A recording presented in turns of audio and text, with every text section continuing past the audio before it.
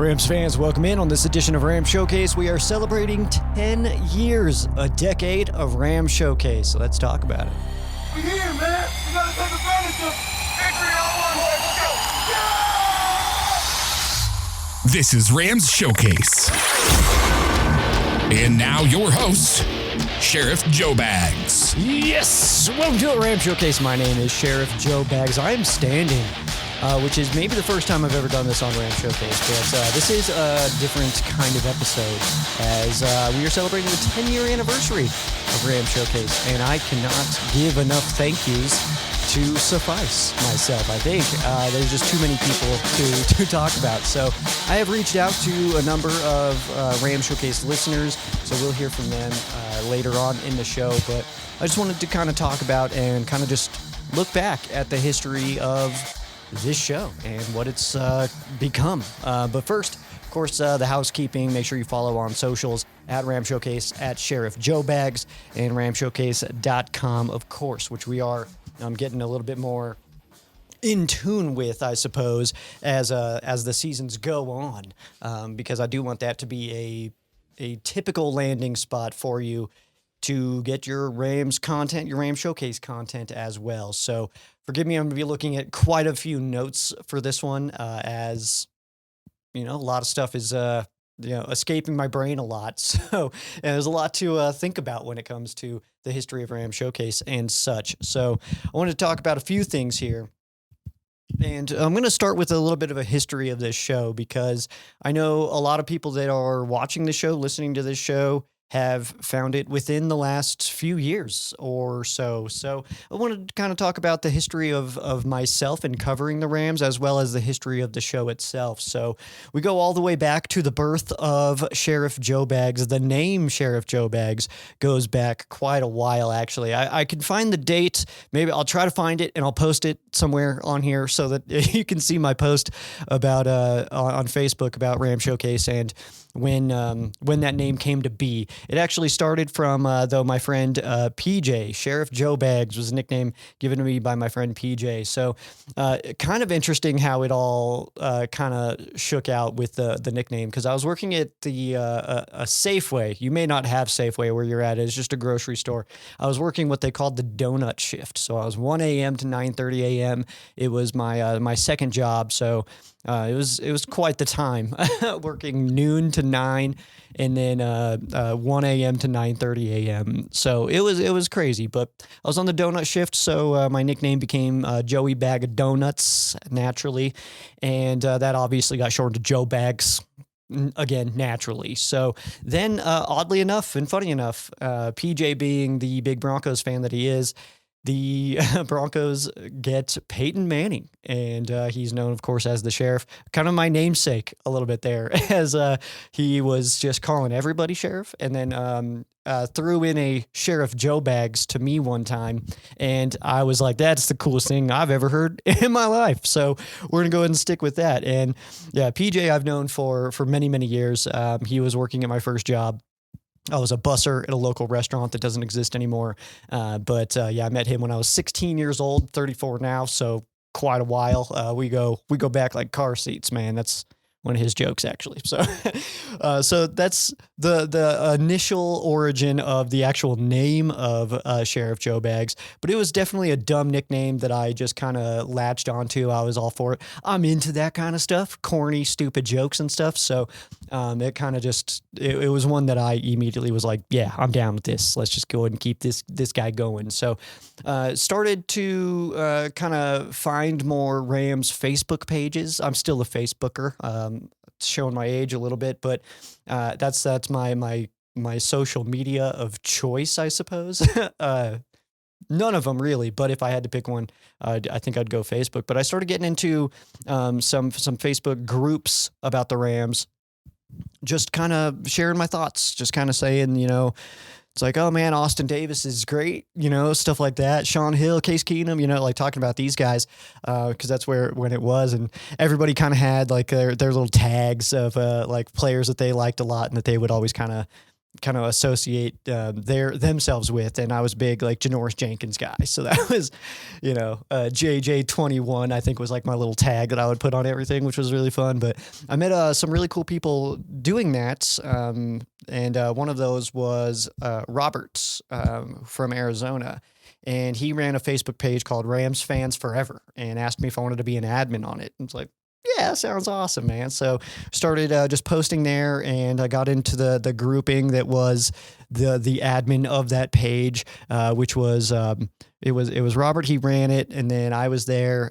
Brett Singlety, Jenna, Amo was on there, and then there's this dude Alex. I think his name was Alex. No one really got along with him. It's okay though. He was fine, no big deal. But yeah, that's kind of where my initial like, okay, I'm talking about the Rams. How can I make this interesting kind of stuff? Like that's where that all kind of started. And then quickly after I was on the admin for these pages, I actually got a message from a gentleman named Mark, and I have told this story on the show before, but Mark Wilson, he had a website called truelovesports.com, and he asked me if I wanted to write about the Rams. I asked him if it was a paid position. He said no, so I didn't respond. Of course, trying to make these dollars, dude. I live in Colorado. It's not easy, and then, a couple weeks or so passed by, and it was like, all right, you know what, I'll do it. It's a good starting spot. I don't know what I'm doing writing anyway. So, you know what, might as well hop in and try it out. So Mark Wilson, I got onto the website there. There was some really cool people there. Joey was a Dolphins fan. We had a show together for a short time called Jover Time. That was pretty sick. My friend James was on that website for a while. I'm trying to remember some of the others. I know I'm forgetting some like blatant names that I should remember, but either way. And then, so pretty quick, I think it was in the first month, I became the highest viewed writer on the website all time. And it was because I was shared in the groups that I was on and stuff like that. So that helped a lot. But then Mark brought in Paul, who's the Jets fan, Boy Green, and he also jumped up and we were kind of just doing the thing, So then quickly after that, me and Paul became editors of the NFL side of truelovesports.com. And then the website kind of started to fall apart and kind of crumbled. So I had started kind of trying to do some audio stuff here and there with Paul. We had like the NFL Battle Zone was one of our shows that we did. I talked about Jover Time. But ultimately then, the website was kind of falling apart, and I decided, me and Paul had chatted, and we decided, let's get into our own thing here. Let's start our own network or something. So we got on the phone, we hammered it out, and we started Sports War Radio, which has hosted Ram Showcase, for its entire lifespan. We had that short stint there, not necessarily short, but with Fansided. That fell apart.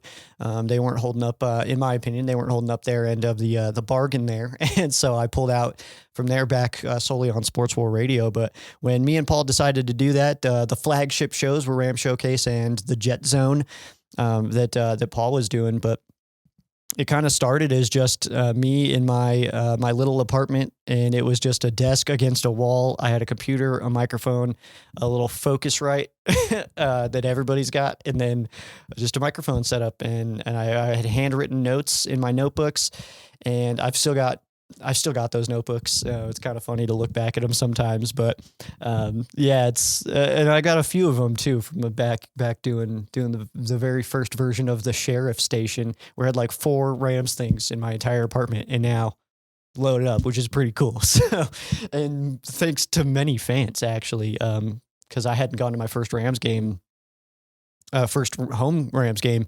until very recently, actually, just a couple of years ago. So to get a lot of this stuff was pretty sick there. So I started obviously kind of learning slowly how to do it, what worked, what didn't work, what made me feel stupid, what made me sound smart, stuff like that. So finally started to kind of grow a little bit. And I had a conversation with one of my dad's friends, 2 of my dad's friends. We were just sitting in a garage drinking beers. My dad left, and it was just the 3 of us hanging out. And we were just having this conversation about college, and I thought college was so stupid and stuff. And was talking about it, and it's like, well, I'm gaining the experience right now for what I want to do, so I just don't feel like I need to do that.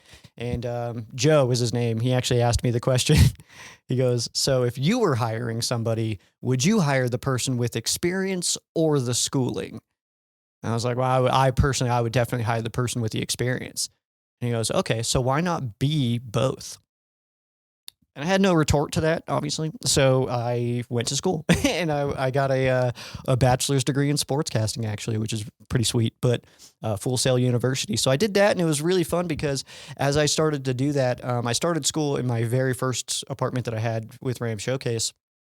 And then I had where I was learning this stuff and I was able to implement it right away, which is actually the advice that I give to other students now, is that have something that you can incorporate the things that you're learning as you go, and then you can just kind of build on it. And I think that it's very obvious in Ram Showcase when you see from those early years when I started school and the progression that Ram Showcase hits, that was where it was growing, quite a bit. And I think that I feel like I have plateaued since then, as far as like the growth and the learning new stuff and all that. But I also do love where the show's at. So no complaints. You know what I mean?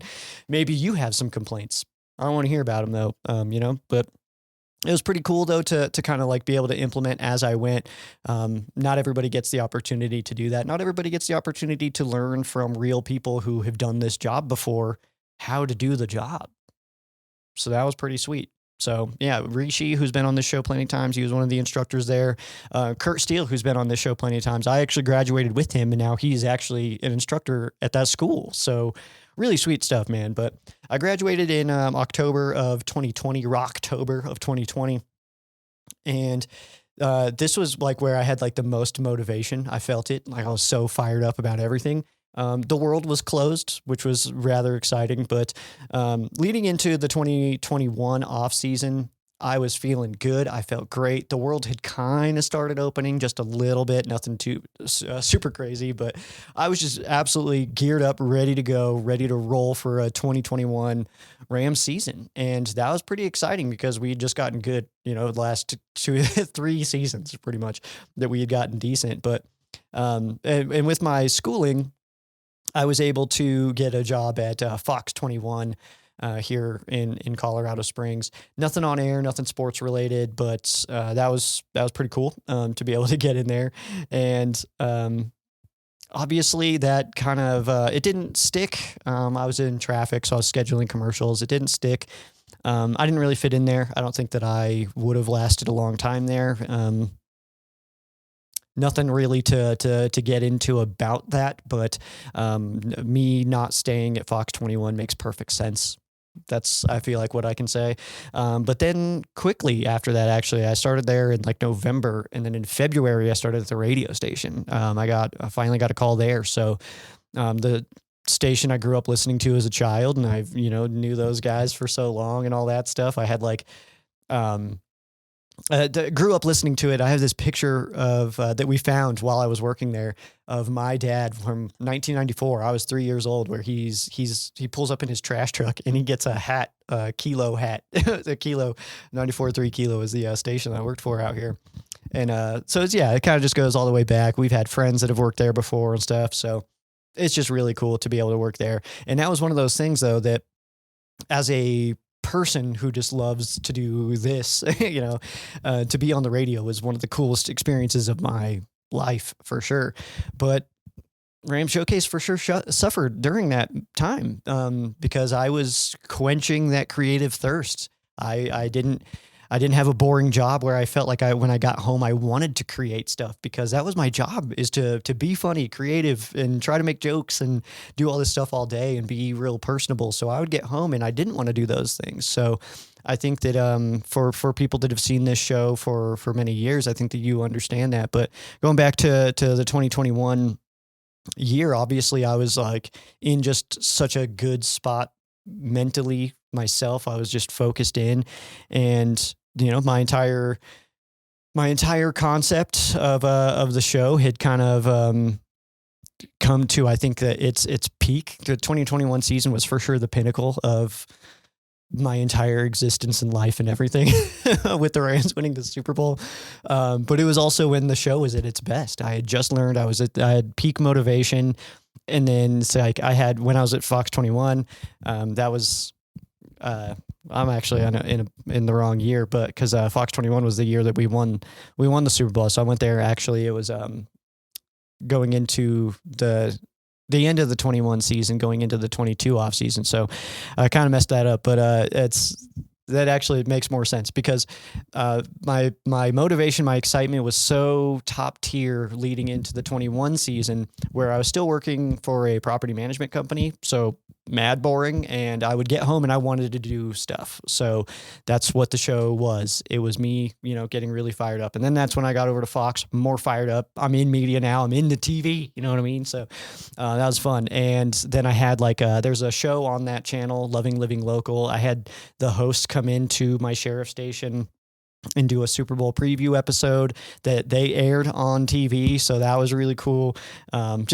Yeah, kind of a nuts situation, but that's when I started working at Fox, or at Kilo, excuse me, which was like the same month that the Rams won the Super Bowl, and then I was quenching that thirst. So I had no I did consider stopping the show in 2022. Actually, I had one of my dream jobs. My creative thirst was being quenched. My entire existence and everything leading up to the 21 season and winning the Super Bowl was, how can the Rams win the Super Bowl? How can we win the Super Bowl? How can we win the Super Bowl? And it's kind of funny that like a few years before that, it was, how can we get to the Super Bowl? How can we get to the Super Bowl? And then you lose one and you're like, all right, how can we win? How can we win? And then we did. And I didn't know where to go after that. I didn't know what to do. I didn't know what energy I was bringing to the show. And I think you can tell in the 22 season is that it's just a very different vibe to it. Cause it's like, well, we did the thing that I always wanted. I always dreamed about. The goalposts have moved and I don't know where they're at even. And then the Rams also weren't good in 22. So it was like a combo of like, well, I'm good. I feel like I've reached what I was going for. The Rams are, back to what we feel like they used to be, kind of thing. And it was an injury season and all that stuff, but it was just one of those situations where it's like, I don't know if I want to keep doing this. It's like, I feel like I did what I wanted to do. I don't know how much more I can bring to this world, but 22 ended up just a bunch of questions. I was at Kilo. I was feeling great about being at Kilo, being on the radio. I was the night guy there. So just felt really good about it, man. But 2023 helped me with the Rams kind of getting back into the playoffs.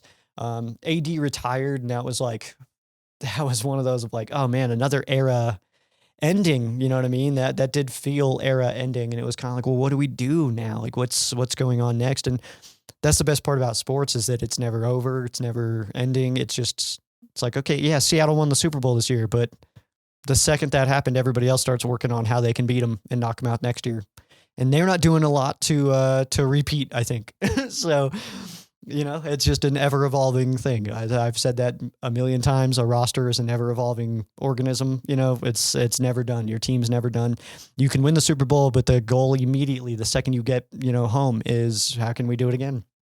It's, fun and kind of lame at the same time, but I think I've settled into that now, where it's like I'm along for the ride, man. It's actually was a comment you'll hear later is my fandom is not tied to results. You will lose every game, I'm still gonna be here, man. We're fine. So yeah, and then 21 was my favorite version of the sheriff station. I have some pictures of that I do want to share because I have a lot of different eras of this show and stuff. And I think I was my favorite one. The 24 sheriff station was pretty sweet too, though. I really like that one. This one, not my least favorite, not my most favorite. It's a fine sheriff station. I'm really excited for the next one, though, that I'm going to get this summer. So that's good stuff. Getting back in, though, 24 kind of made me remember why I loved doing the show. I had a work opportunity that led to me leaving the radio station, which still kind of breaks my heart. I really miss that job. Wish I didn't need to leave. Didn't really need to, I suppose, but it's just the money. It wasn't there. And I got an offer that was just one of those where it's like, all right, well, I feel like I'm being irresponsible if I don't do this. I'm in my 30s now. I can't be, doing a kid job, kid pay, you know what I mean? Like this is pay for somebody who lives at home, and I just couldn't do it anymore. So it was unfortunate, but I wanted to get back into Ram Showcase though. Like it made me excited to get back into recording stuff. So that was good. I was back at a boring job that was paying my bills, so I didn't have to stress about, hammering Ram Showcase to make money or anything. But also that want to do stuff was back, and I think that was very important for me. 25 was a bit of a pullback year for me personally, but the Rams obviously had quite the year. Ended not the way we wanted it to, but I think this is a year that I kind of just had a rhythm. I had a plan for it every single week. It was just fill in the blanks. I was playing Ram Showcase Mad Libs essentially, with here's the opponent, here's the time, here's the stadium, here's the all-time records between them, here's who to watch for on that team and stuff like that.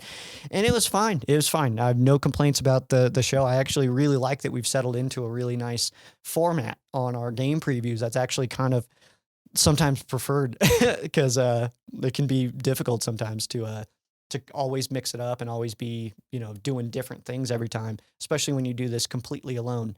There is no one else here on Ram Showcase. I don't have, help editing or help with ideas or anything. It's me thinking, doing, and putting out everything. So, which I do love. That's certainly not a complaint. That is going to continue as well. But leading that brings us to right now, obviously. So the Rams seemingly going in all in for the 26th season that ends at SoFi Stadium. A lot of reminiscent of the 21 season, obviously, which is super exciting. But I'll say this too, looking back on the show and then looking back at the history of Rams Showcase, my personal motivation is again at an all-time high. I don't know what it is. We're actually going to talk about it here in a second of how oddly my attitude and the way that Rams Showcase is going oddly mirrors exactly how the Rams perform. So I think that it's either a Truman Show situation or I have the key to the success. And good news, Rams fans, I feel great this year. So we got that going for us, man. But let's see. I can't say what Ram Showcase will look like in 2026. I'm still working on that. I'm still trying to structure it and set stuff up. But what I can say is that it will exist. That's pretty much the extent of my confirmations right now. But some attention is going to the show I do with Tuna, and we were going to see some changes actually for that show here soon. Heading into April, we're going to see a few changes on that show. We're going to do some branding stuff that I'm very excited for, actually. That show entirely, it's Tuna being one of the people that I was able to meet through doing this show. I think that this stuff that we're going to be able to ultimately do is very exciting. So fired up about that. Announcements coming. Things are happening. We're working behind the scenes right now, but be on the lookout for that, man. But very proud of the format that I have created for the show when it comes to previewing games. But there used to be more to this channel, this show, this podcast, and I'm excited to bring back to the full power. But I do need you to bear with me a little bit. I will be thin somewhat this off season. I am moving again to a new apartment. I'm going to be living alone again. So that'll happen. Sheriff Station version 7, which is crazy. Version 9, if you count the shakeups where I've done like this, literally as a shakeup, as that shelf that you can't see right now. It used to be over here, stuff like that. But version 9, if you count the renos, I guess, the renovations to a few places. But the show's come a long way. I'm not sure how much longer we've got, but I am really excited to keep making Rams videos. I want to do more stuff. I used to do game trailers. I used to do, more images as far as like Merry Christmases and stuff. So I want to bring back that kind of stuff, bring back more interaction to the show. So I think that ultimately, I refuse to say that I'm excited to see where Ram Showcase ends because I don't think that that's a real thing. I'm excited to see where Ram Showcase goes and where it travels through because this has been 10 years is absolutely crazy to me. I mean, having a podcast that's the equivalent of a fifth grader is nuts. So we're almost out of elementary, bro. That's crazy, man. We're like in dare right now as far as like the age range of this podcast, and that's crazy to me, man. But that's a little bit of the history of how the show's kind of come to be, and I think that ultimately I'm here again to a billion times say thank you and for listening to me ramble and make up dumb puns and stupid jokes and these ridiculous comments and stuff like that. But I wouldn't change anything, man. The only thing I would change is going to more games. I think I would definitely do that. I would go to a billion more games. I never got to see the Rams play in St. Louis. I would do that for sure.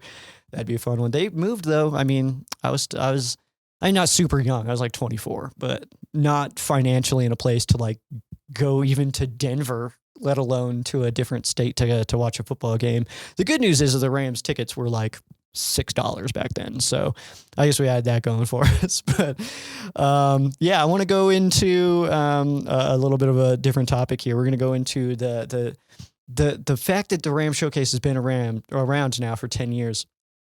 That blows my mind for one major reason, and that's the fact that this team has evolved dramatically in 10 years. I want to talk about the change in the Rams and kind of how that's gone along with Ram Showcase.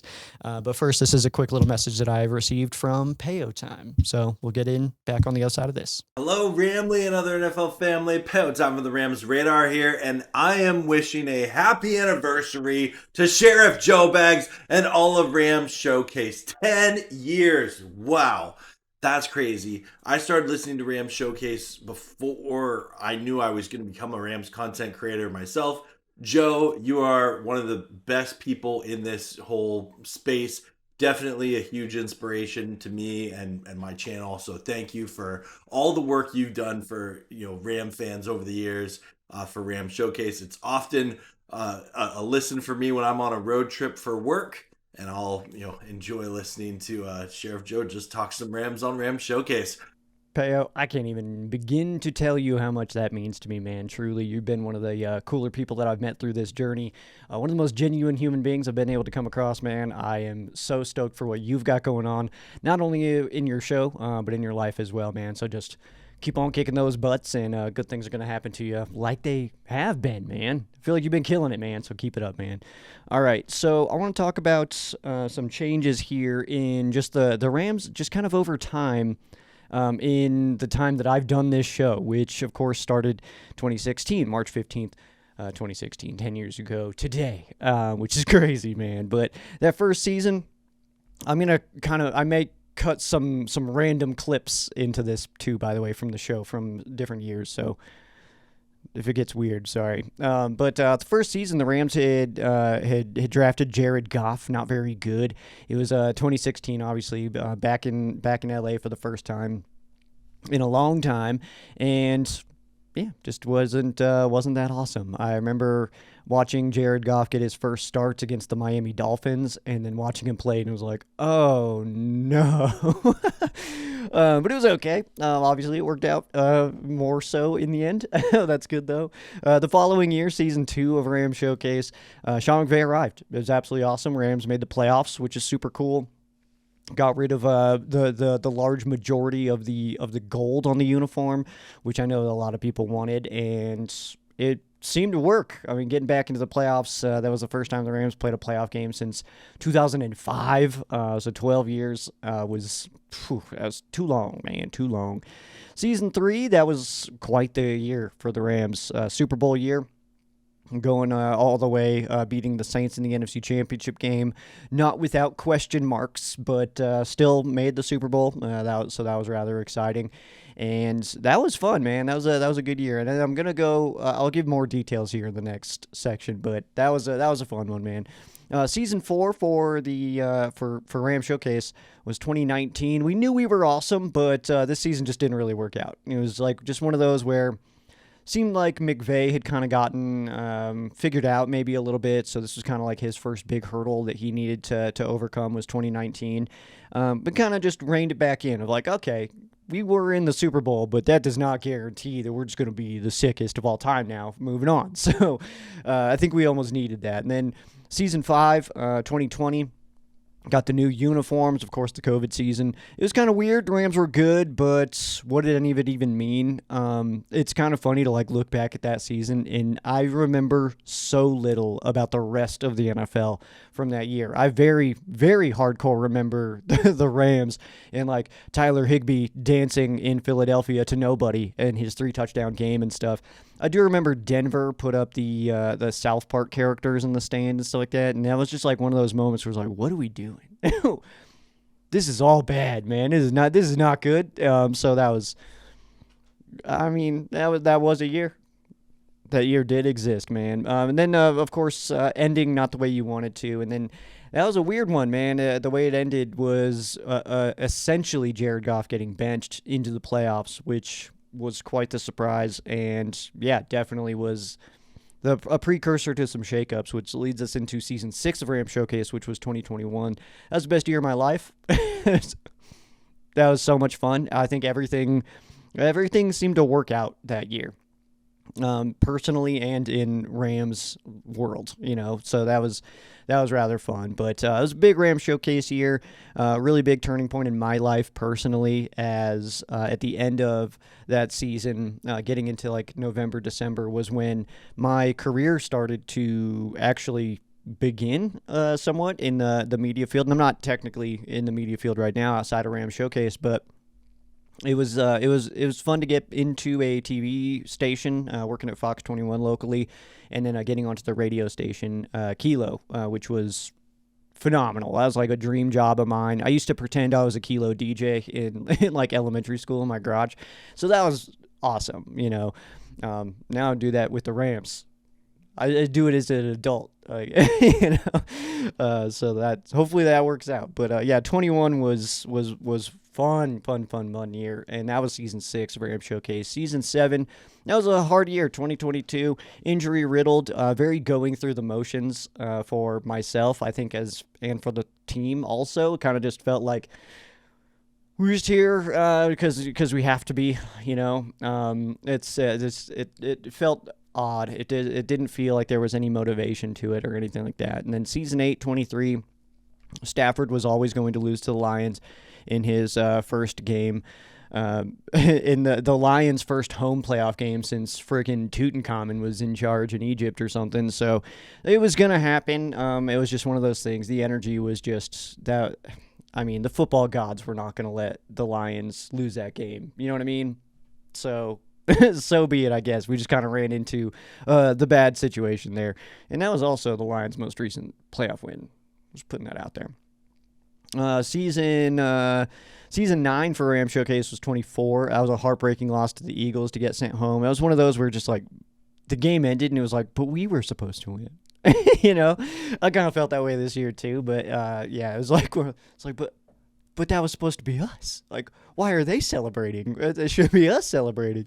It was a fun season to cover, but we kind of knew all year that there were teams that were better than us. It kind of felt like, but it felt like we could beat anybody at any given time if we got a situation. Any team, the Rams could go into it with just the right game plan, the right energy, and beat anybody. But it did feel like there were other teams that were better than the Rams that year.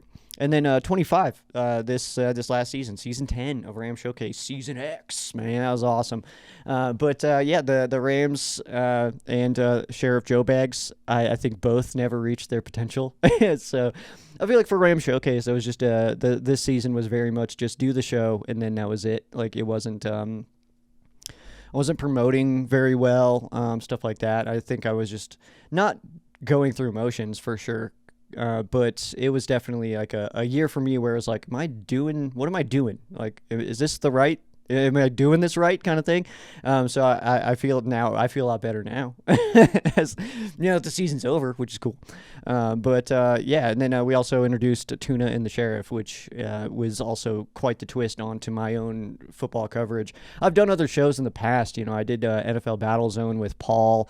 I did a show with my buddy James.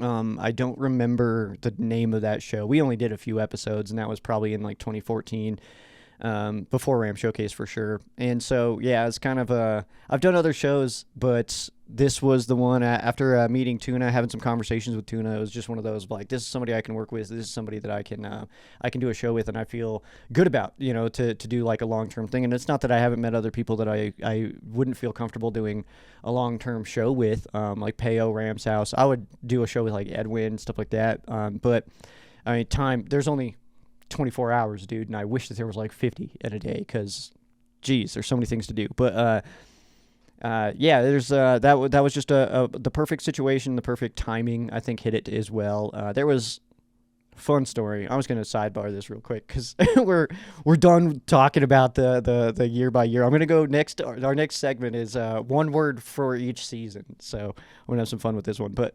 sidebar story was that there was this one gentleman who wanted to be a co-host with me on Ram Showcase. And I was like, you know what, let's check it out. I've done some guests before, and I've never wanted to do a co-host on Ram Showcase specifically. It's kind of my baby, you know what I mean? So I've wanted help here and there, but I do have like a weird level of pride in the fact that I do this thing alone, so there is that part too. But it gets hard and there's a lot to do, so having the option of a co-host did intrigue me in one point. And I'm actually not sure what year this was. It was probably pretty early. I want to say it was like 2017 or 2018. It was a while ago. And so I had him on the show, and it just did not go well at all. I deleted the episode, actually. Like, that's how bad it did, how bad it went. And he just got so upset, and the show went terrible. It was just clunky. We were just stepping all over each other and stuff. And then, so the show goes poorly. I put it out to kind of just get a vibe of what people were going to say to it, and immediate negative feedback. And then he just assumed that he was good, man. He just assumed he was my co-host, and that was crazy to me. So I had to like fire him, even though I basically, he just showed up one day. So that was crazy, man. So yeah, I just had to tell, like, he was like, cool, so what, on the next episode, what are we, and I was like, okay, hold on. Breaks, skirt, hold on. No, next episode, man. It was like, that just, and I did sell it nicely. I wasn't like a jerk. It's like, you're a bummer of a human being, and you don't know Rams, you know what I mean?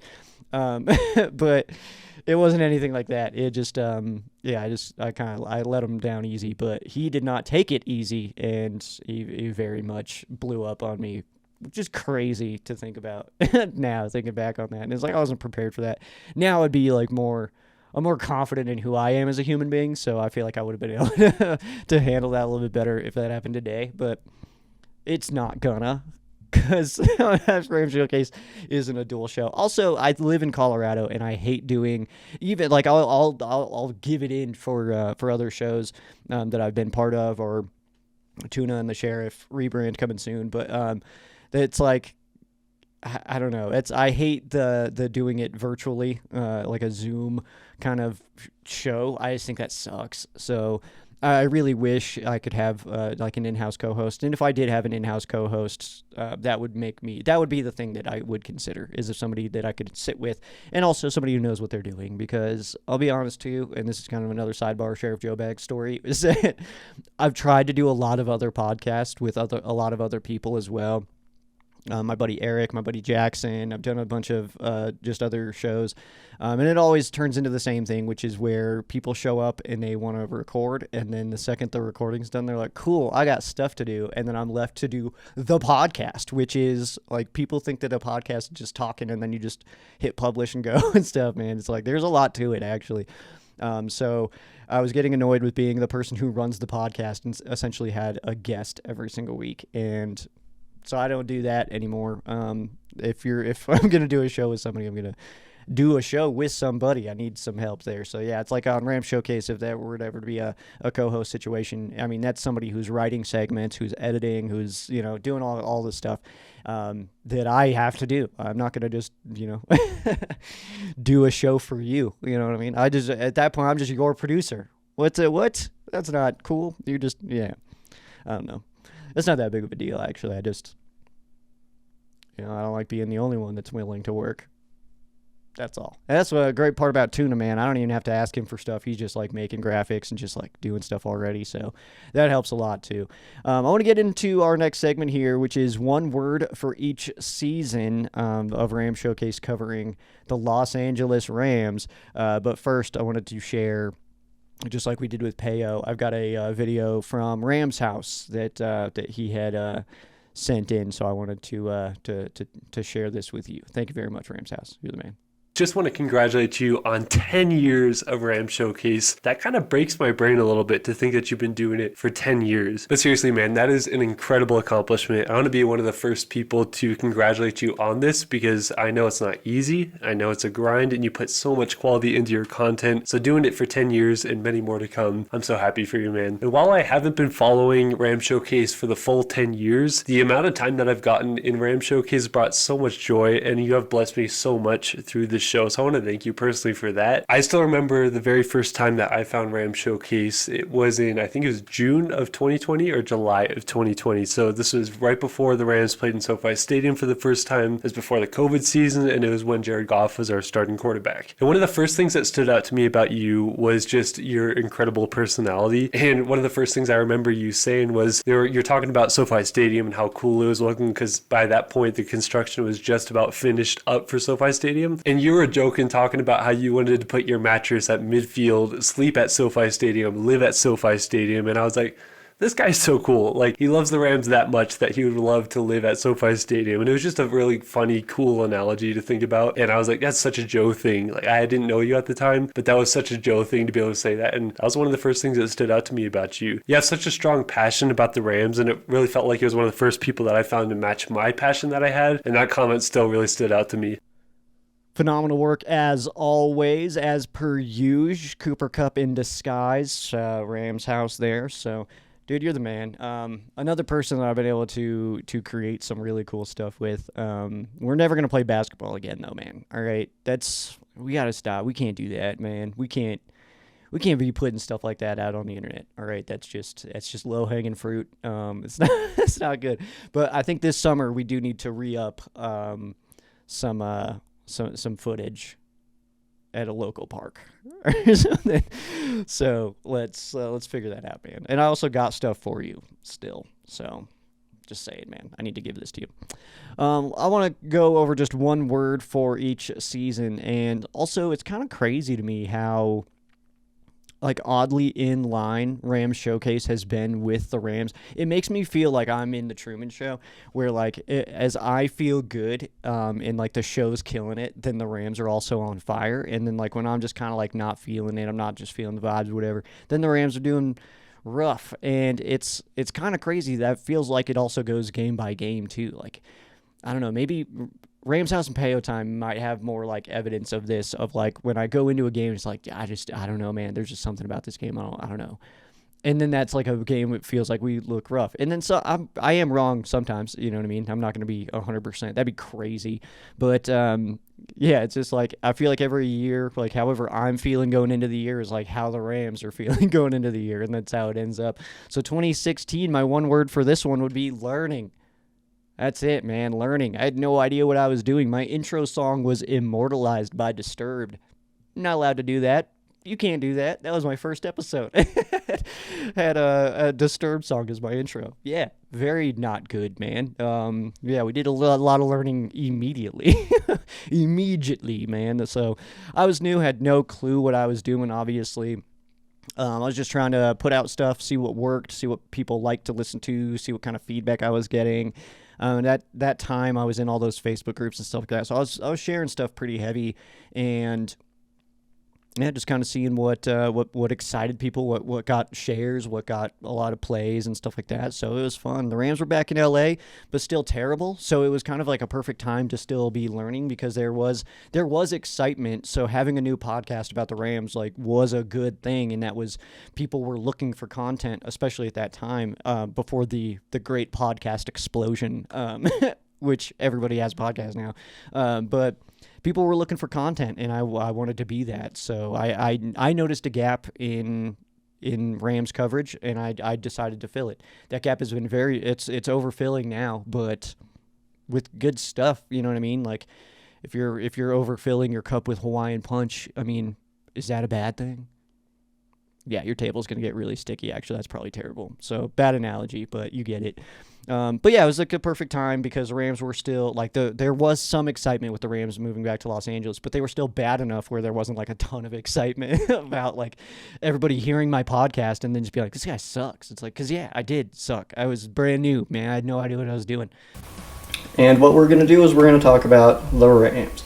Of course, what else would we talk about? Okay, so the newest news surrounding the Rams is Chris Long signing with the Patriots. I know that hurts a lot of fans. That's not exactly where anybody wanted to see him to go, but you know, it happened. Those Patriots, they love their ex-Rams. They had the Steven Jackson, Danny Amendola, Michael Humanawinui, all of them up there. They love their ex-Rams. So we do wish Chris Long luck out there. Unfortunately, it's not with the Rams anymore, but you know, he did a lot for this team, so we'll be pulling for him. He signed a one-year deal out there. Also on the Rams front, the Rams have signed tight end and fullback Corey Harkey to an extension. I do believe it was 3 years. I could be wrong there. Don't angrily tweet me if I got that wrong. Some would argue I still suck, all right, and that's okay. But 2017, I would call this the turnaround for this year, man. This was Sean McVay's first year. It's the second season of Rams Showcase, which meant a little bit more dialed in. We were still working on things, but we were clearly improving. Everything from this season just felt a little bit different. Felt a little fresh. It felt like it felt like, you know, like spring break kind of energy to it, or field day in elementary school. You know, how just like a different energy to it, man. Like the doors are open for some reason. Your Capri Suns are flowing, bro. That was the vibe that 2017 had. So. That was a fun one. The turnaround, we was like clearly not ready to be that good that fast, but it was a good time, man. We were just here for the energy of it, being so bad for so long, and then like getting to the playoffs, like even losing right away, but like getting to the playoffs was like, yo, this rules. Like this is way cooler than just talking in like week 13 what pick we're gonna get. You know, it's like now we're talking about like, yo, what seed are we gonna be? Crazy, man, crazy. 2018, the word that I'm choosing is premature. We were a little bit premature here. I think we were a little raw when it comes to Sean McVay, who was, 31 this season. The Rams went nuts adding talent with, you know, Ndamukong Suh, Marcus Peters, Aqib Talib. We put out all kinds of videos of the Rams and their additions and stuff, which was really fun. But Ram Showcase was a bit of a different animal at this time, too. It was not yet what it needed to become, but it was headed in the direction. I felt a little bit more professional in my delivery with the show, which also a lot of that was because of school, though. I'd started school, so I'd started to be able to incorporate more aspects of just what I was learning right into the show, which was really fun. And 2019, I would say learned. We were learned. The league learned us, and this is the first, what I call the first Sean McVay wall. And then also for the show, I just feel like that one, 2018 took it out of me a little bit. Wasn't prepared for Justin, you know, my third season of covering the team for him to have a season that long. So that was a kind of a hard one for me following a Super Bowl year, especially getting smoked too in the Super Bowl and just kind of having been a bummer year. I was still excited, but I don't know, it just kind of felt a little off. 2020, I'm going to say faults. Personally, one of my roughest years.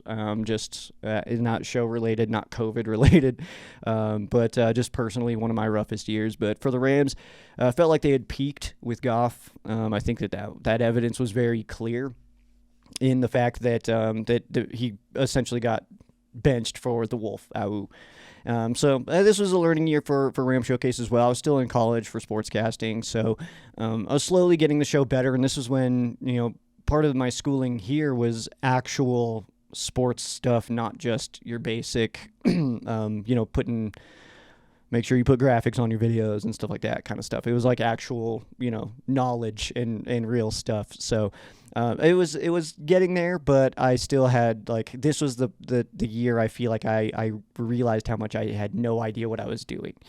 So that's good. And yeah, it was I would say the most growth in just internally of the season. Just focusing back in, like I said, it was a really rough year for me personally. So focusing back in on the show and stuff like that, I feel like it was able to kind of it was incubating. This was the incubation year. Maybe I'll change the word incubation. I'm gonna change it. Incubation. 2021. I'm going with breakthrough. I graduated. I graduated in October of 2020. So it was right at the end there, but I was like, I don't know. It was COVID, obviously, so there was not a lot going on. It was hard to talk about stuff. So, and then again, rough year, bad year for Joe. But 2021, I graduated. I moved back into living alone, so I had a room fully dedicated to a studio setup, which was rather exciting. I had the skills and the tools to put together a really strong show, and I would still call this season 21. That was the best year in Rams Showcase history for sure. For the Rams, bringing in Stafford, obviously winning it all. That was, crazy to time it out with my best year, my most knowledgeable year, my most invested year, to be the year that the Rams, bring in Stafford and go all the way to the Super Bowl. That was insane. You know what I mean? Like that timing was, for those to correlate, I mean, it does not get better than that. Truly, it does not get better than that. So having my best year matched in with one of the best years in Rams football ever, that's sick. So I'm hoping that I can do that for this year. That's kind of my hope and my plan, that I can take that energy and do it for this one. So hopefully. 22, I'm going exhaustion. This was a tough year. For me, covering the Rams has always been, for a really long time, it was get to the Super Bowl, get to the Super Bowl, get to the Super Bowl, get to the Super Bowl. And then they did. And then they lost. So that quickly turned into win the Super Bowl, And then they did that. And I'll be honest, I had a hard time after that. It was like, what do you do after you do the thing that you've always been wanting to do?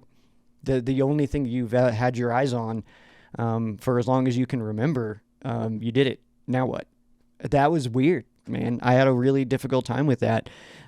So the run it back, it felt real. It felt real because we still had a really good team, but the most going through the motions season that I can even try to ballpark or pinpoint at all. I don't know, man. And it's hard to put into words, which is what my job is. So that sucks. But maybe anybody else can kind of relate to that after you win the Super Bowl, it was like, oh, cool, we did it.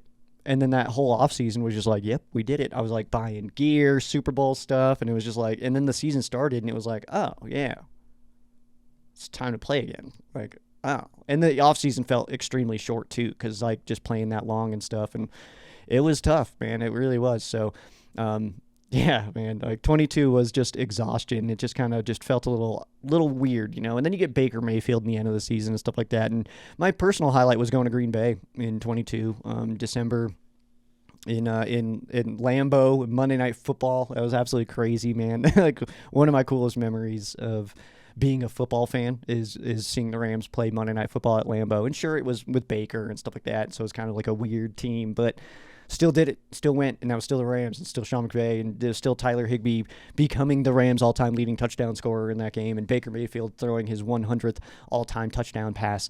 I got to see all that stuff in person, so still really sick. But yeah, this season just felt tired. It felt off. I felt off. The Rams felt off. It just wasn't great, really, in any regards. So in 2023, the word that I've chosen is rebuild. Or rebuilt, maybe, whatever way you choose. If you're going to go with a D or a T on there, up to you. The Rams were able to shed a lot of their dead weights after going all in 2021. Obviously, there was a lot of money issues in 22 as well. But the Rams losing to the Lions in Detroit just felt like football gods level of intervention in our season. Stafford he's just never going to win that game, not in that environment. That was their Super Bowl. I still feel that way. That was their turnaround Super Bowl, was beating their old quarterback at home for the first home playoff game in forever. So, I mean, congrats, but you get it. For Ram Showcase, I had more energy this season. I was just excited to get back into doing it. After 22, there was just, it was kind of like trying to figure out where is where's my mindset? Where's my motivation with this? And I was able to find it, which was good. And then 2024, I'm going back. Yeah, Rams were fully back to being one of the league's top teams. Rams were good enough to beat anyone. Playing in Philly was a little bit too much, it seemed. Obviously, we know we could have easily come out on top of that game. I think the Eagles and the Eagles fans know that game could have easily gone either way. Just like this last season in the Seahawks, I think that they kind of understand, too, that game absolutely could have gone either way. Probably should have, too, with anyway. But, yeah, it's just felt like we could beat anybody, but it just like the energy was back, the excitement was back, the just that swag of having, just one of the better teams, being one of the better teams, that was back. And that's fun. That's fun, man. 2025, I'm going to go with almost. Rams were sick, but never really reached their potential.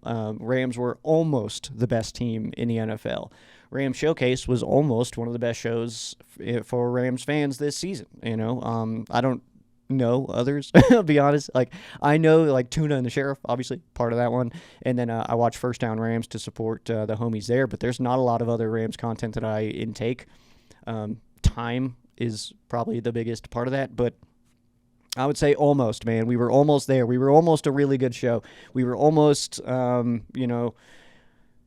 almost like a real professional production, I feel like.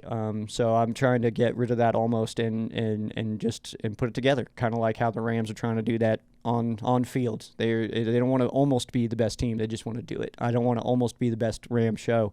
I just want to do it. So that's where I'm at right now. And then oddly enough, it seems like Rams Showcase and the Rams, like I said, they're on the same emotional wavelength somehow. Every year that my energy somehow matches exactly how the Rams are going to perform on the field. And I don't know if that's like, correlation or causation kind of thing. Like, I don't know if like my vibes of being a Rams fan are so strong that they're going to be super dope when I'm feeling good, or if my emotional energy is tied in so closely with the Rams that when they suck, it just ruins my life.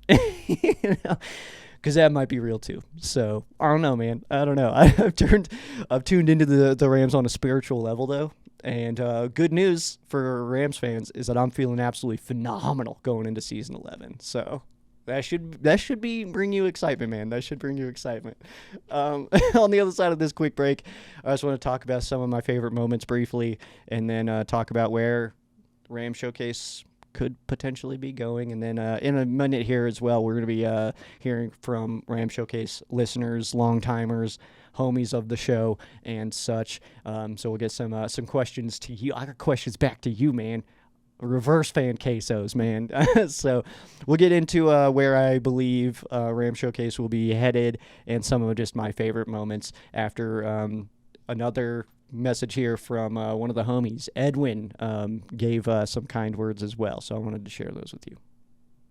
Sheriff Joe Bags, first and foremost, congratulations on 10 awesome years, bro. So happy for you. You deserve all your success, man. You have provided a lot of happy memories.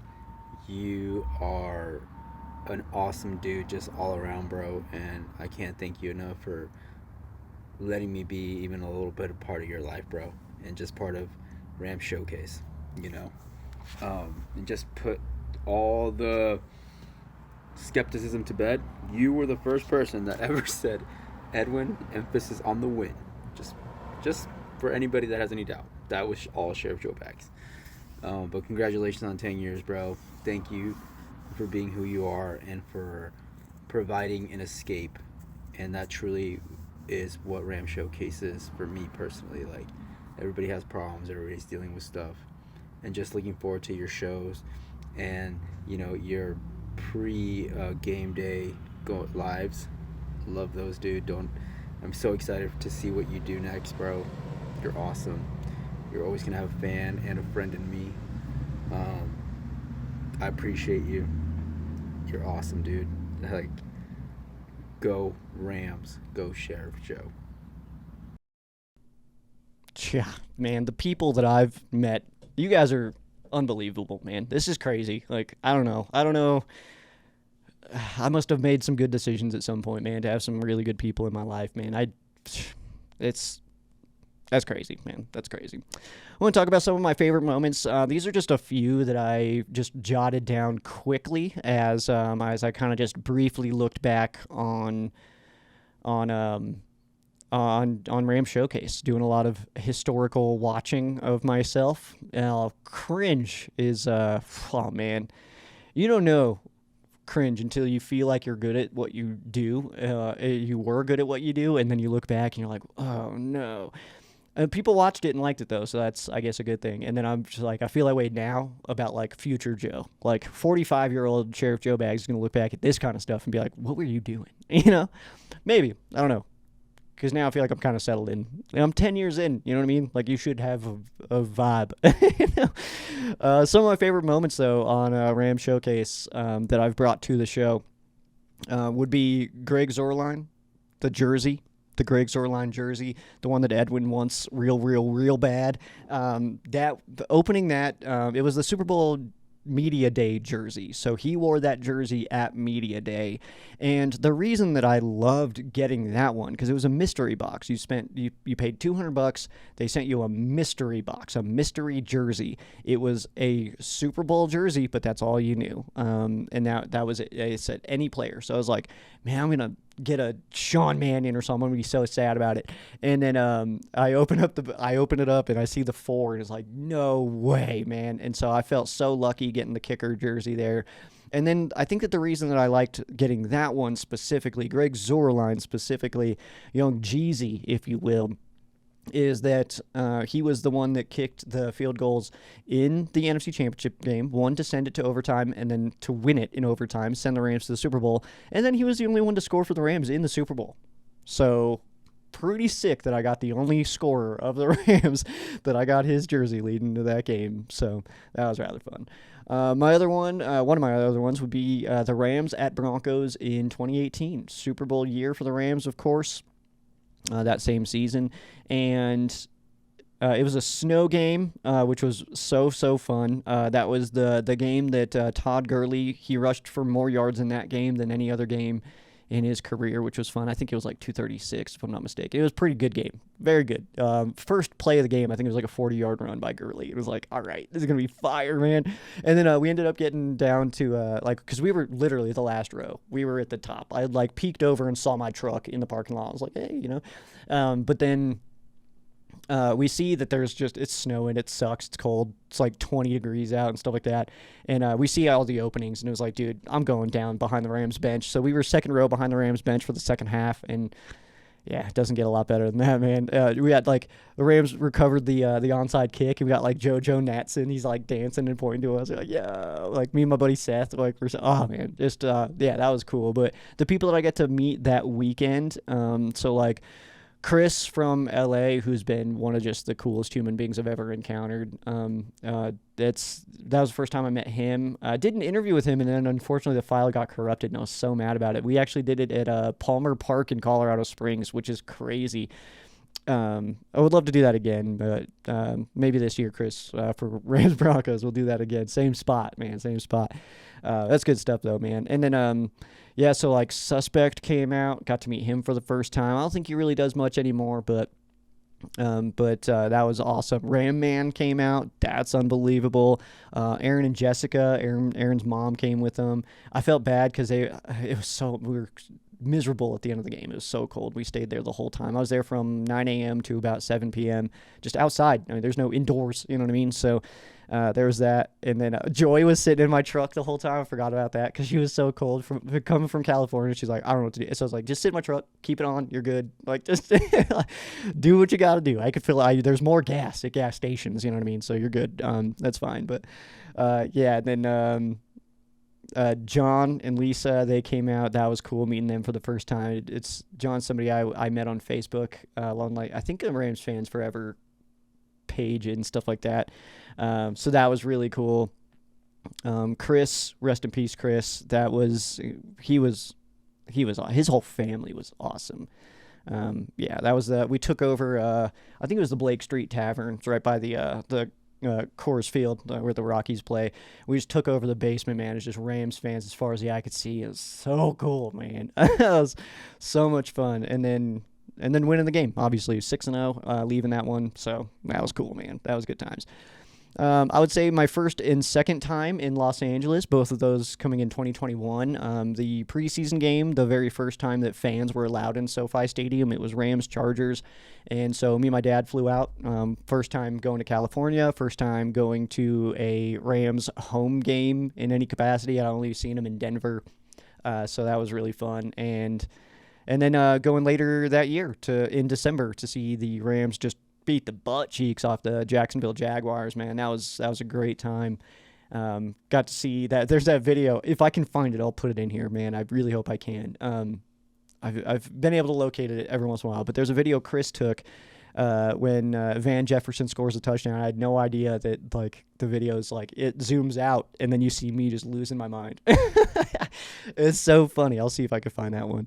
And then 2018, the Rams practiced in Colorado Springs, my home city here, at the Air Force Academy, which is like 10 minutes that way. They practiced there leading into the Rams-Chiefs game on Monday night. It was supposed to be played in Mexico, and because of altitude, Colorado Springs is, Denver being the Mile High city, Colorado Springs is higher than Denver. So the Air Force Academy, that's why the Olympics are here. Olympic City, USA. Olympics are kind of oddly a big thing in Colorado Springs. With like the training center, they got the museum and stuff like that. Really cool spots. I highly recommend checking those out. They're super. Well, you can't like just go check out the training center, but the museum's awesome. That's a really cool spot. Really cool things in there too, man. But yeah, so in 2018, the Rams came out. They stayed at the Broadmoor Hotel, which, if you know anything about the Broadmoor, that's just the spot in Colorado Springs. The whole neighborhood is absolutely phenomenal. Multi-million-dollar homes and stuff all up and down that place. And then the Broadmoor is like, that's where like presidents stay and stuff like that when they're out here. So the names that have been in that building are unbelievable. And the Rams actually it's a little sidebar here, because this is not about Miles Simmons coming to my work in 2018, was that the Rams and the Eagles actually played at the Broadmoor Hotel in, man, I'm going to forget the year. It was in the 40s, I think. 43 maybe, but they played at the Broadmoor Hotel. It was the only NFL game ever played in the city of Colorado Springs, and it was Rams-Eagles, played at the Broadmoor Hotel. So that's cool. It's not a field anymore. It's now just like they put a building there, so I don't know exactly where it's at. I'm going to try to find some old pictures. Maybe I'll try to do a video out there at some point, try to like show, where the Rams and Eagles played back in the day, because that's really cool. I love that kind of stuff.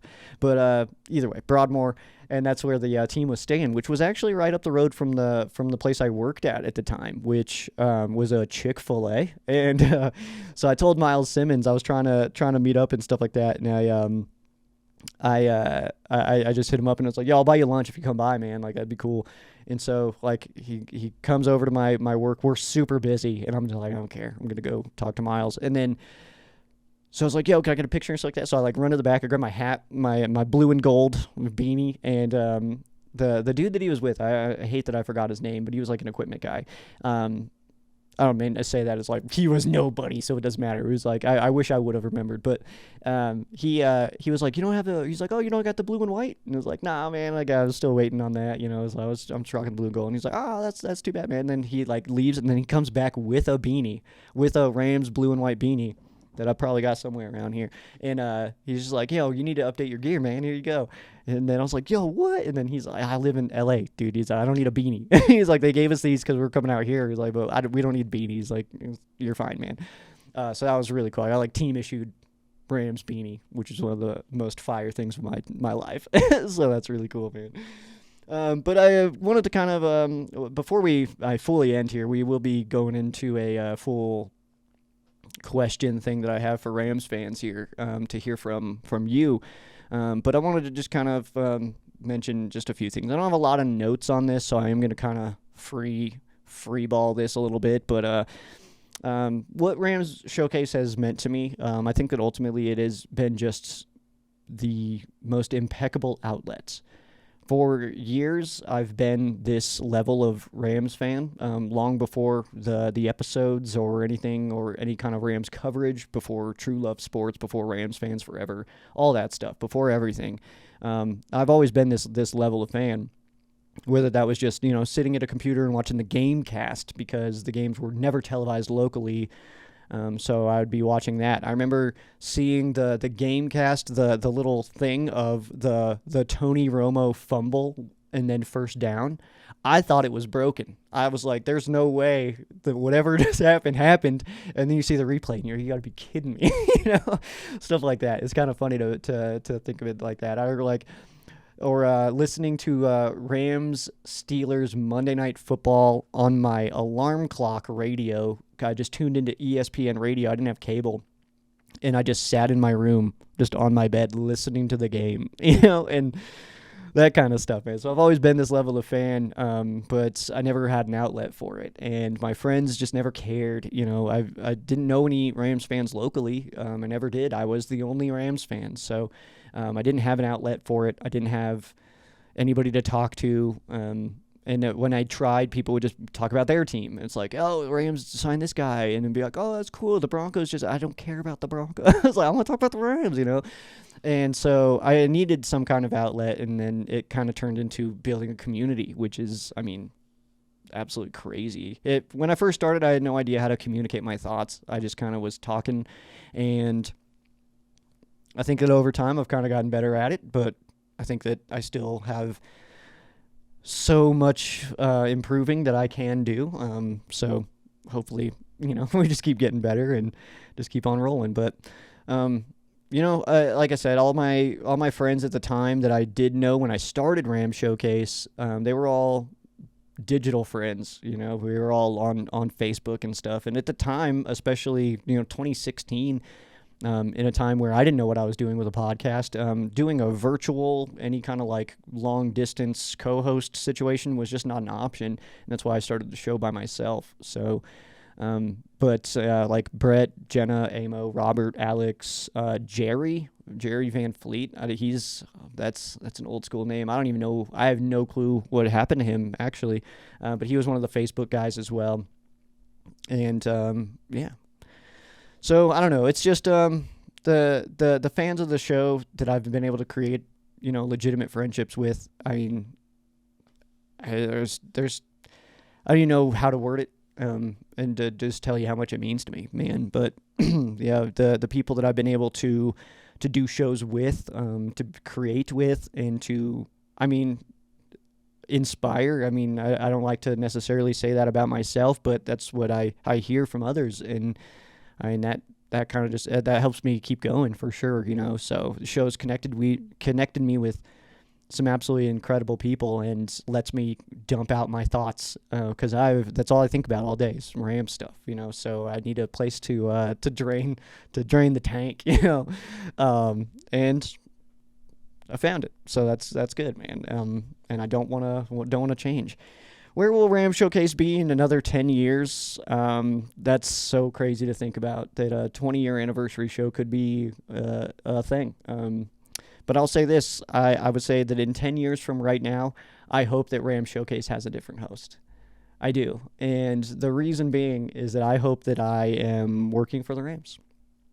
Everything that I've done, all my decisions, all my efforts, all that's been with the end game in mind of going and working for the Rams and then trying to do what I can do there. So that's kind of I don't know. That's kind of it right now, man. Is I'm hoping that would be the case, and it's not going to be considered a failure if I'm still rocking out Ram Showcase. And I think I've said it before that I've always tried to make my show in a way where hopefully at some point, my ultimate goal would be to have the Rams just bring it on as their official show. That they don't want to change much. I'm sure it would be nothing. That'd be crazy. There's no way I'm doing a perfect show here. But to say like, yeah, we like your branding, we like your style, we like all this stuff. Bring it on, and that's our official show. That's the dream. But probably not a thing.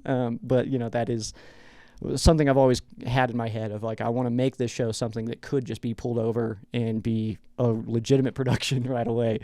So yeah, there's that part. But again, I won't consider it a failure if I'm here, but my goal is to work for the media team for the Rams. I've done the show, school, everything to try to be there. I got, on-air radio experience, stuff like that, with the intention of, improving my resume for it, let alone just having a good time and wanting to do that job. There was a big part of it too, that just resume builder, man. I got to do what I can do. I got to add what I can add. So the Rams have been the biggest part of my identity for as long as I can remember, and I'm completely fine with that. I think that some people think it's weird, but whatever, I'm cool.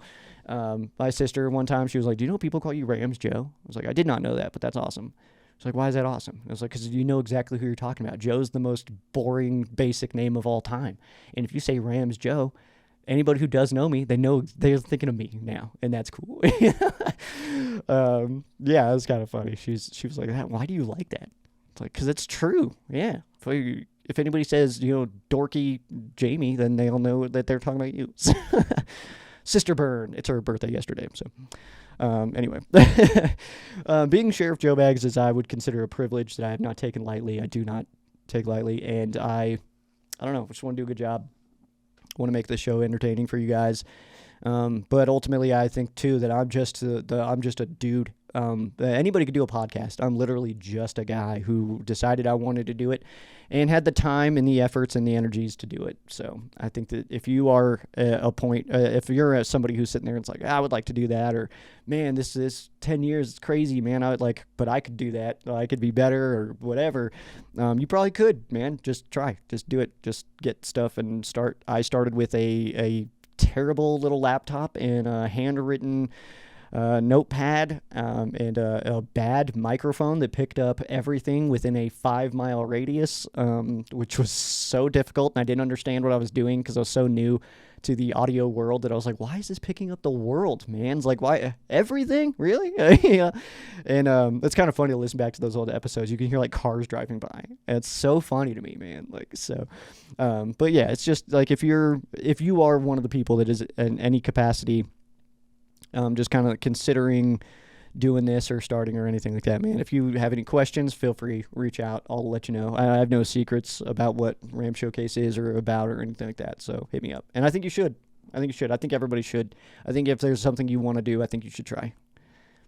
Simply put. What's that Jim Carrey thing? It's like I won't say the whole like deal, but like it's one of my favorite things from one of my favorite quotes all time is from Jim Carrey doing that graduation speech with that corny hat that he was wearing. But I'm sure it's Regal or something, but it looked dumb. But where he says that you can fail at something you hate, so why not try and do something you love, And I just love that. So that's one of the reasons I started the show, one of the reasons I went to school, all that stuff, man. So but that's kind of where my energy's at right now, man. Feeling good though. Getting it. It's gonna be a little sparse in the off season, but once we get through into my new apartment and stuff like that, and we start getting into the training camp time, we'll be full go, and it'll be really fun. This season's gonna be really fun. Make sure you stick around for this one. Tuna and the Sheriff, which is going to be rebranding here soon. I don't want to give up too much on that.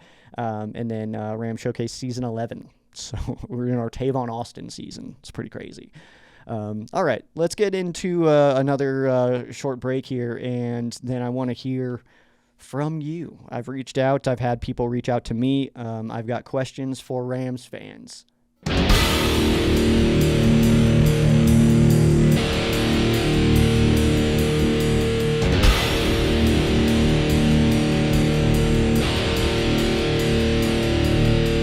Los Angeles Rams are in the middle of one of their best seasons ever.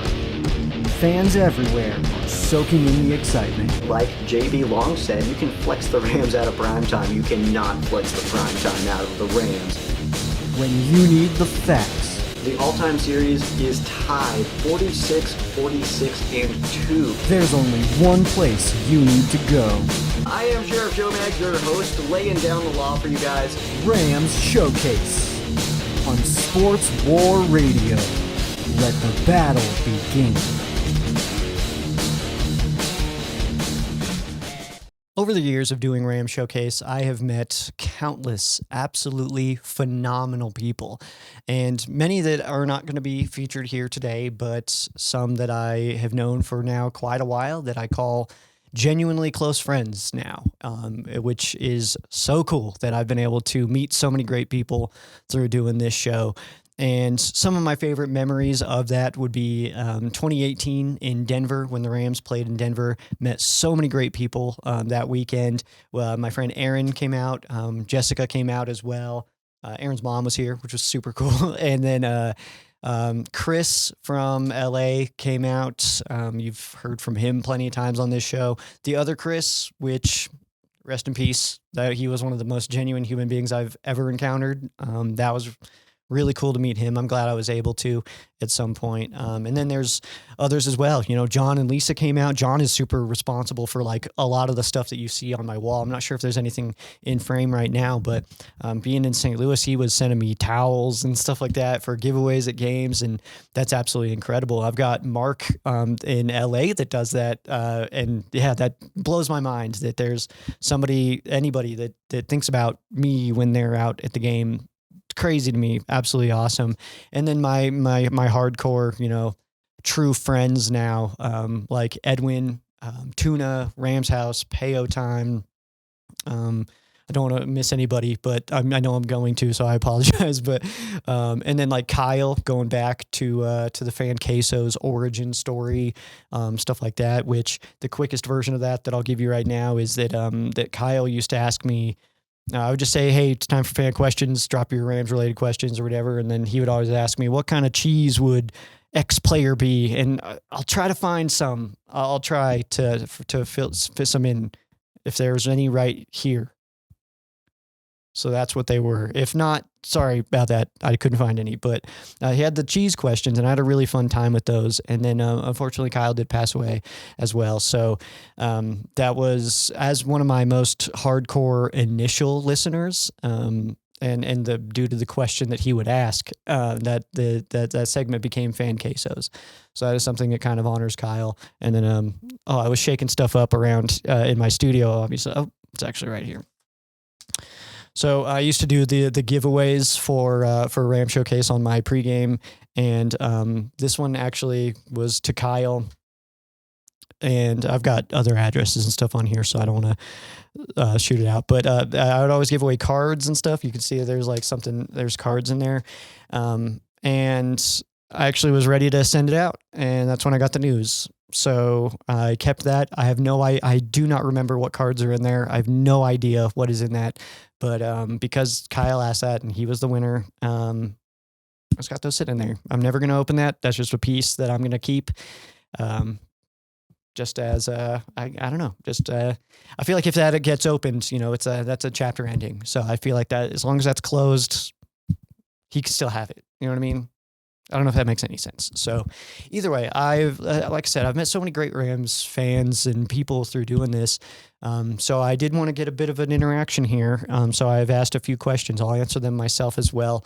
My first question to Rams fans is what made you a Rams fan?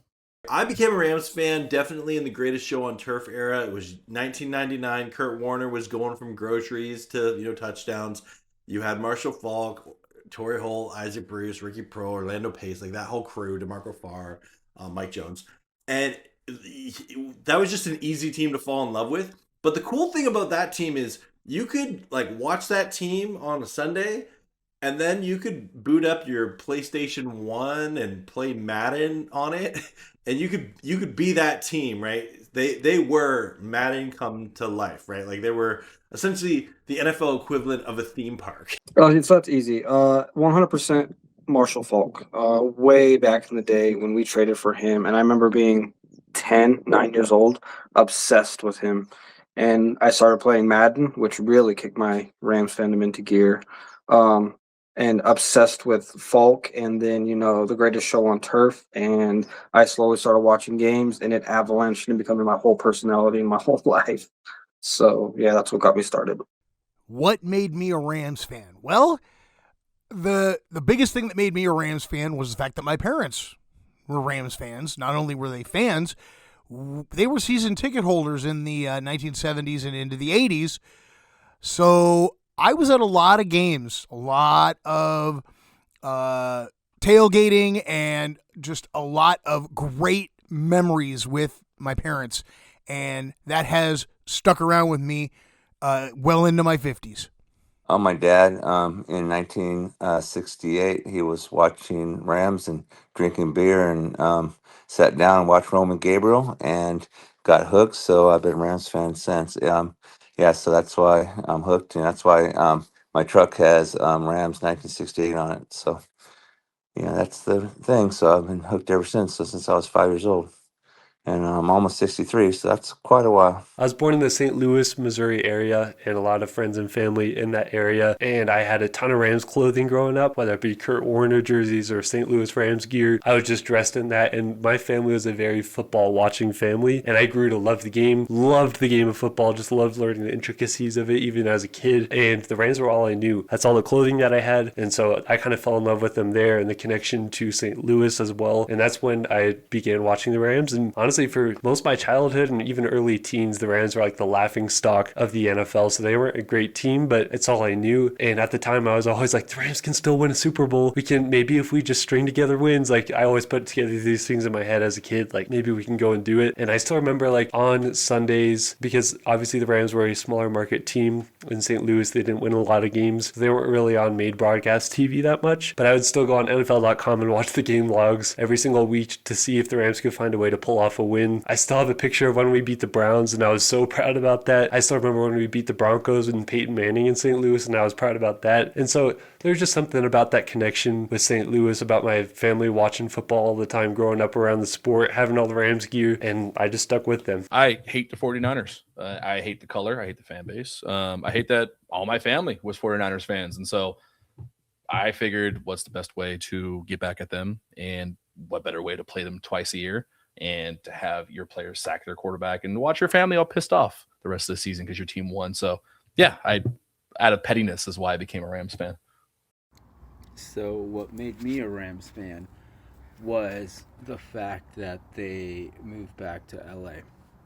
I knew of the Rams growing up as a kid, but I didn't feel that attachment just because they were in St. Louis.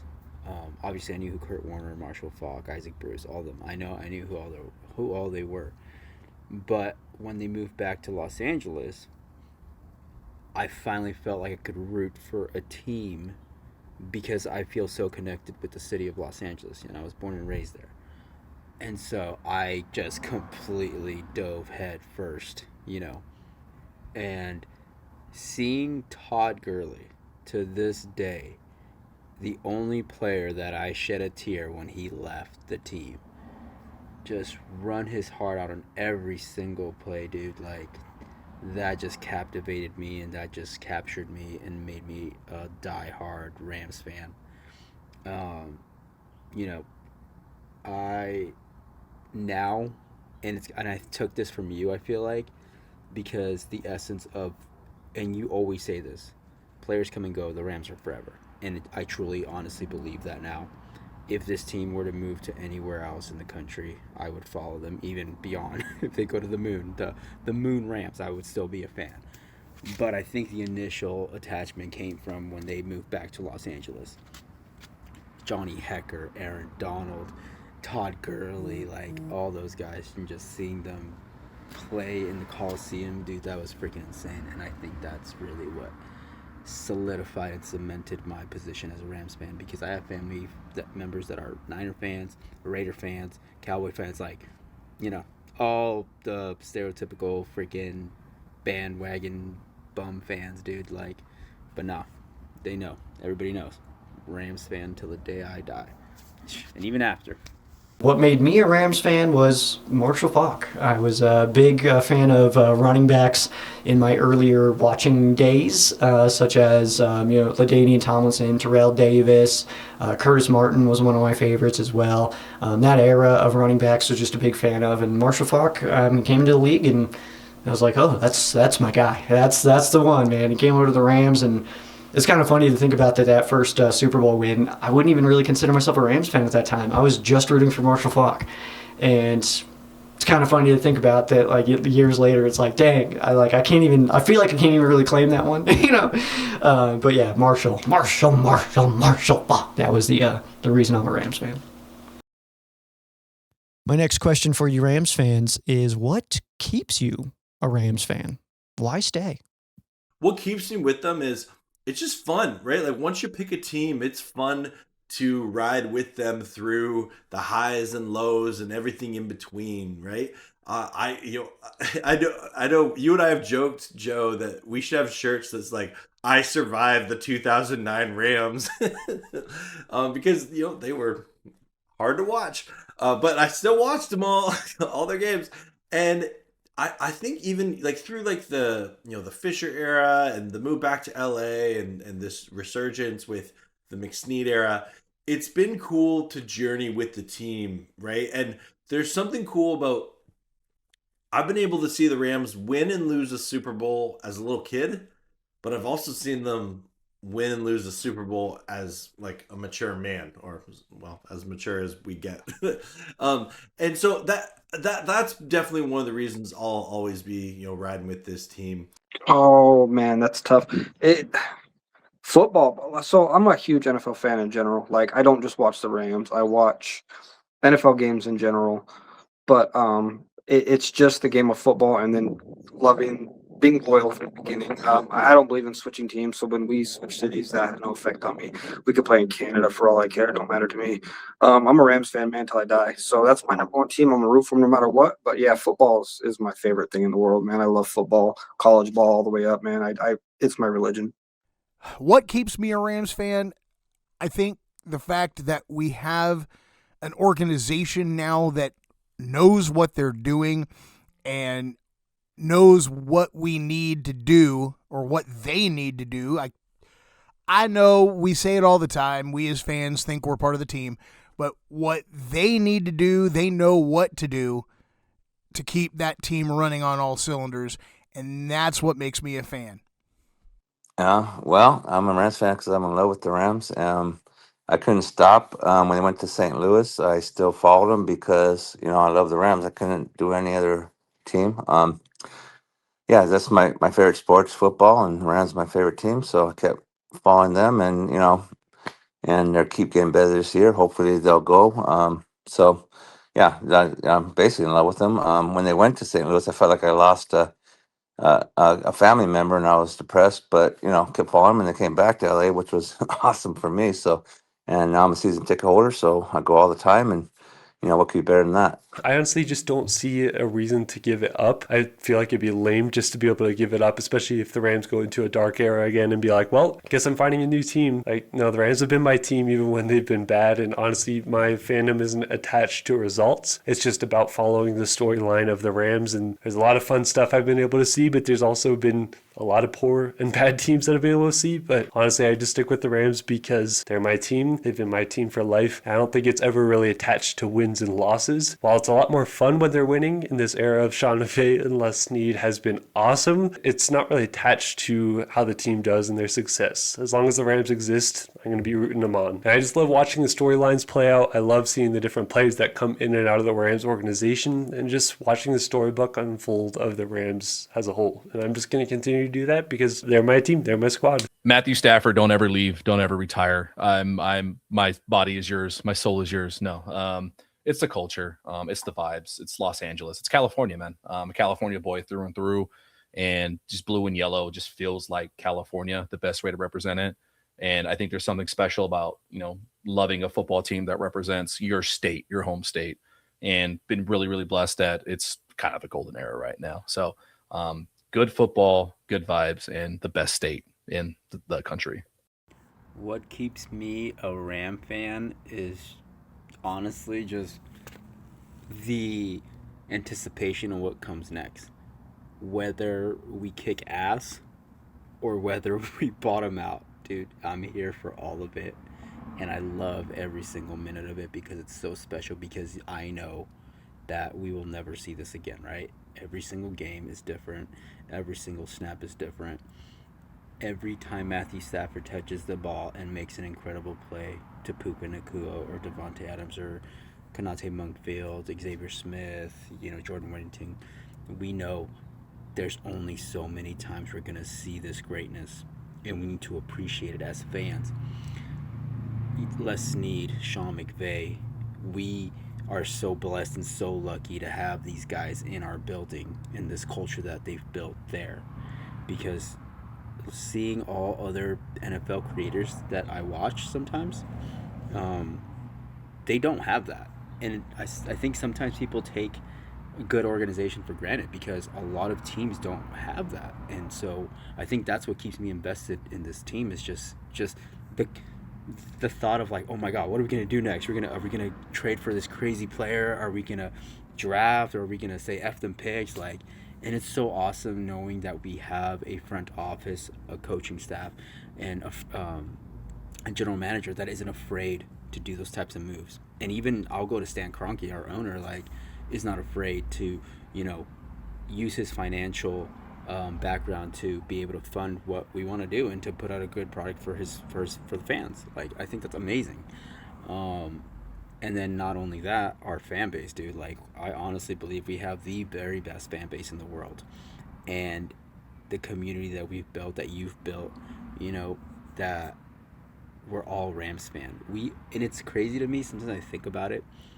Strangers that have never met before, we can have like hour-long conversations on something like the LA Rams because we love this team so much and we love the players so much, and we can just talk about our favorite moments, our favorite players, the Super Bowl. Like, it's just something so amazing and unifying that it's so hard, especially nowadays, to come by.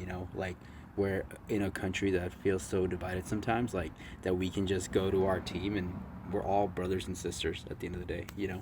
And I think that's what keeps me a Rams fan. Like, it's something amazing, and something that if you're not in it, it's something, if you know, yeah. What keeps me a Rams fan is, I think first and foremost, I'm in too deep. That'd be pretty crazy to change teams now. I got like a Rams tattoo. My license plates on my car say LA Rams. I'm in a room right now that is like head to toe Rams stuff.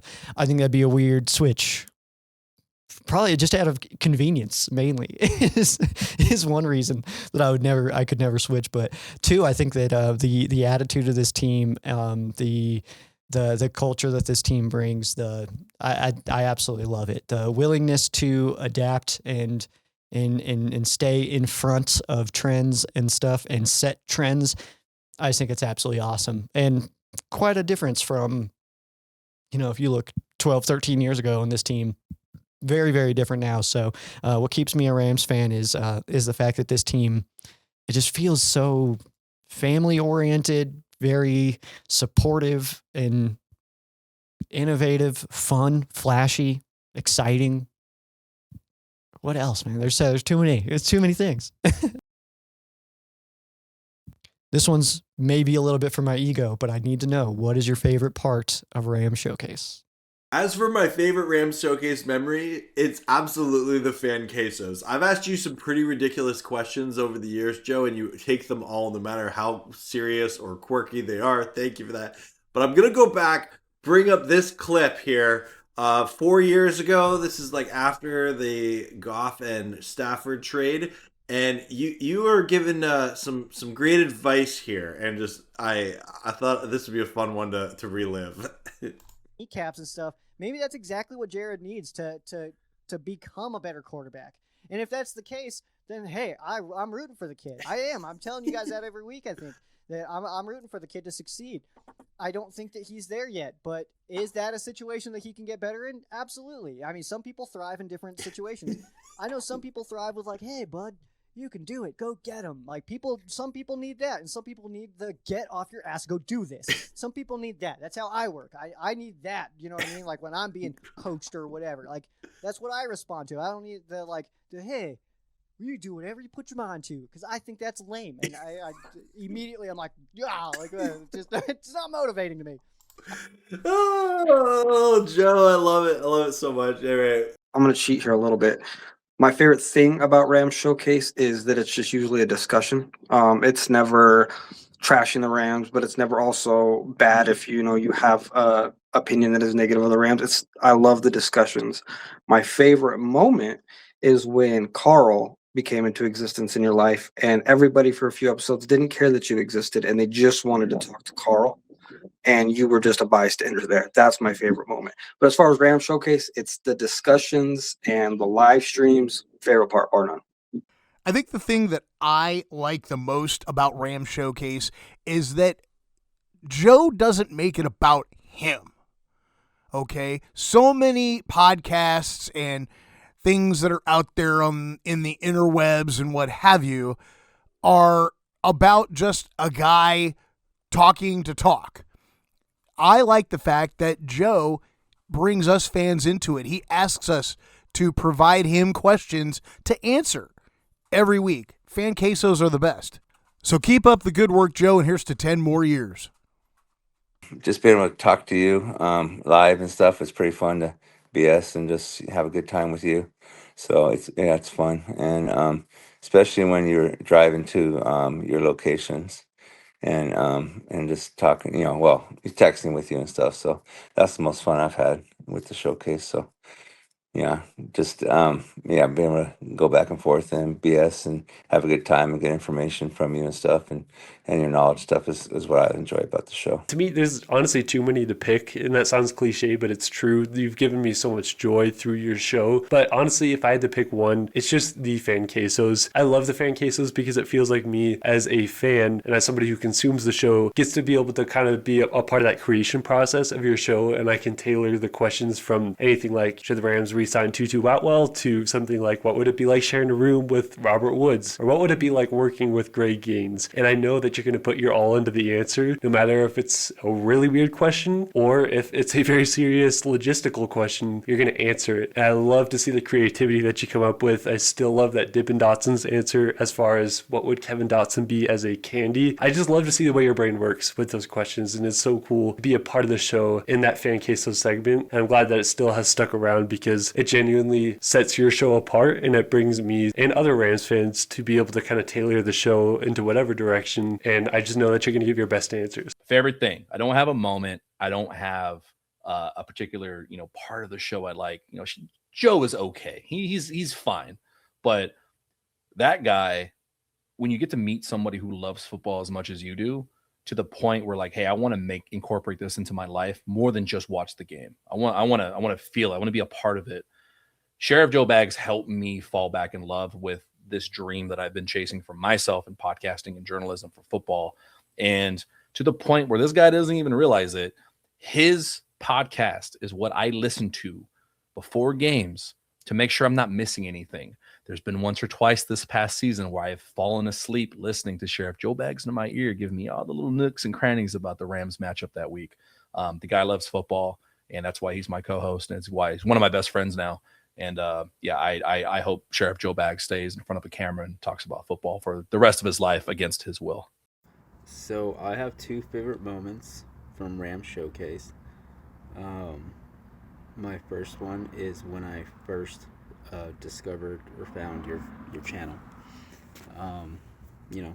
Rams fan looking for content on YouTube for anybody to talk about my favorite team, and you popped up, and I clicked on your video, and I was instantly like, when I saw how you spoke about the team, how you spoke about the players, I was like, yeah, I'll rock with this guy.